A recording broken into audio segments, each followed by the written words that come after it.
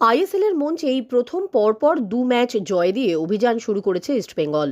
স্বভাবতই এবার দলকে নিয়ে স্বপ্ন দেখছেন লাল হলুদ কোচ, ফুটবলার থেকে শুরু করে সমর্থকরাও। কিন্তু ইস্টবেঙ্গলের এই ভালো সময়েও চোট সমস্যা বাধা হয়ে দাঁড়াচ্ছে বারবার। লিগ শুরুর আগেই চোটের তালিকায় ছিলেন ইস্টবেঙ্গলের বিদেশি ডিফেন্ডার কেভিন সিভেল্লে সহ নাওরেম রাকিবের মতো একাধিক ভারতীয় ফুটবলার।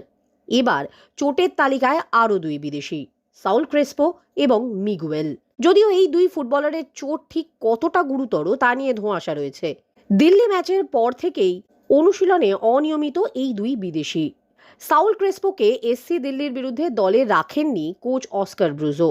জল্পনা ওঠে অনুশীলনে দেরিতে আসায় নাকি তাকে সতর্ক করেছেন অস্কার। তবু অসুস্থ বোধ করায় ম্যাচে তাকে রাখেননি কোচ। যদিও ম্যাচের পরদিনও দলের সঙ্গে অনুশীলন করতে দেখা যায়নি সাউল ক্রেসপোকে। বুধবারও যুবভারতীর প্র্যাকটিস গ্রাউন্ডে বাকি দল অনুশীলন করলেও মাঠে নামেননি সাউল।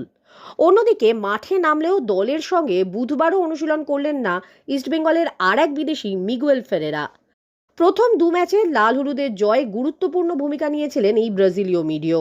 সূত্রের খবর, নেক পেন ভোগাচ্ছে মিগুয়েলকে, তাই ম্যাচের পর অনুশীলনে তাকে বিশ্রাম দিয়েছিলেন কোচ অস্কার। বুধবার তিনি অনুশীলনে নামলেও দেখা গেল দলের সঙ্গে সিচুয়েশন প্র্যাকটিস না করে সময় কাটালেন রানিং করে। শুক্রবার জামশেদপুরের বিরুদ্ধে কঠিন লড়াই ইস্টবেঙ্গলের। প্রশ্ন, গুরুত্বপূর্ণ এই ম্যাচে মাঝমাঠে এই ২ বিদেশি ফুটবলারকে পাবে কি ইস্টবেঙ্গল?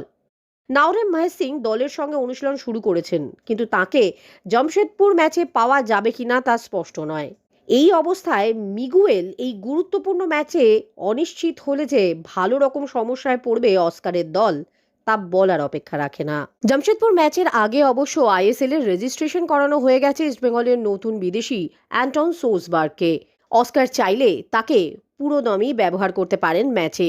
তবে তিনি কতটা ম্যাচ ফিট রয়েছেন তার উপর নির্ভর করবে তিনি কতটা গেম টাইম পাবেন। তবে জামশেদপুরের বিরুদ্ধে অ্যান্টনের অভিষেক হওয়া মোটামুটি ঠিক বলাই যায়।